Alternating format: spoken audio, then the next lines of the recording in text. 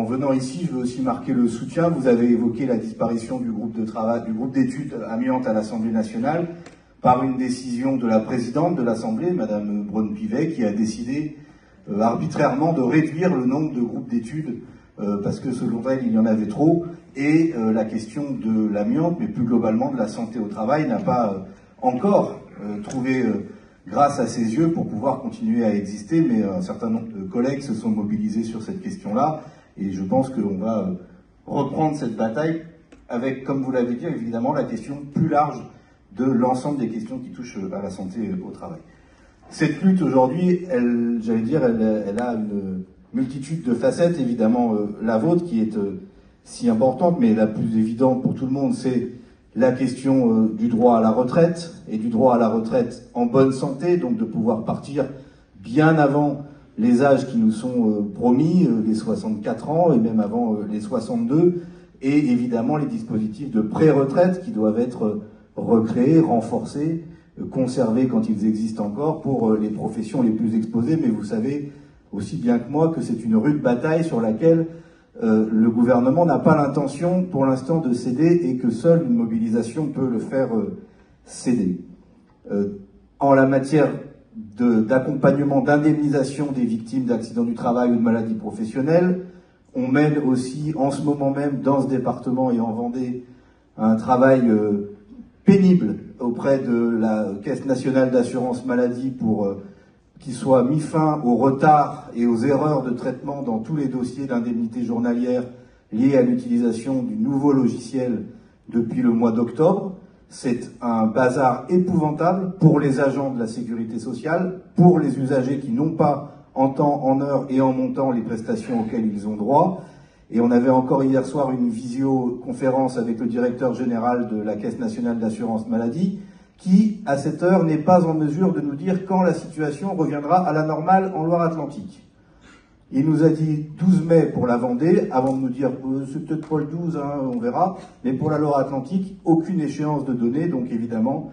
on continue à interpeller avec mes collègues parlementaires, notamment ma collègue Ségolène Amiot, et M. Fatome, le directeur général, sera auditionné à notre demande à la Commission des affaires sociales de l'Assemblée le 14 mai pour qu'il s'explique sur ces manquements qui sont inacceptable. Vous avez évoqué le projet de loi de sécurité sociale, je ne reviens pas, mais je suis évidemment à votre disposition pour voir comment on peut reprendre ce travail, le faire aboutir. Après, vous savez que ça fait 3 ans que je suis député, 3 ans que nous n'avons pas eu le plaisir une seule fois de voter le projet de loi de financement de la sécurité sociale, puisqu'à chaque fois, ça s'est soldé par des 49.3. Et donc, forcément, ça limite beaucoup la possibilité pour les parlementaires que nous sommes d'intervenir pour faire valoir les positions qui sont les nôtres et qui sont aussi les vôtres bien souvent. Enfin, je ne veux pas être trop long, mais cette question, notamment la question de l'amiante, et je vois les petits panneaux qui sont là, c'est aussi une question pour aujourd'hui, pour demain, parce que le nombre de bâtiments, notamment d'écoles, dans lesquels il y a encore de l'amiante est considérable, et ma présidente de groupe, Mathilde Panot, a écrit au tout début du mois de mars au Premier ministre François Bayrou pour demander qu'une stratégie nationale de désamiantage soit travaillée, annoncée, mise en œuvre. Nous attendons évidemment la réponse, mais en tout cas on ne lâche pas cette bataille-là non plus pour éviter de nouvelles contaminations pour aujourd'hui et pour demain. Et enfin, une dernière chose sur les questions de santé plus globalement environnementale. Nous sommes instruits par votre expérience, Thierry Noguet le sait aussi bien que moi, nous bataillons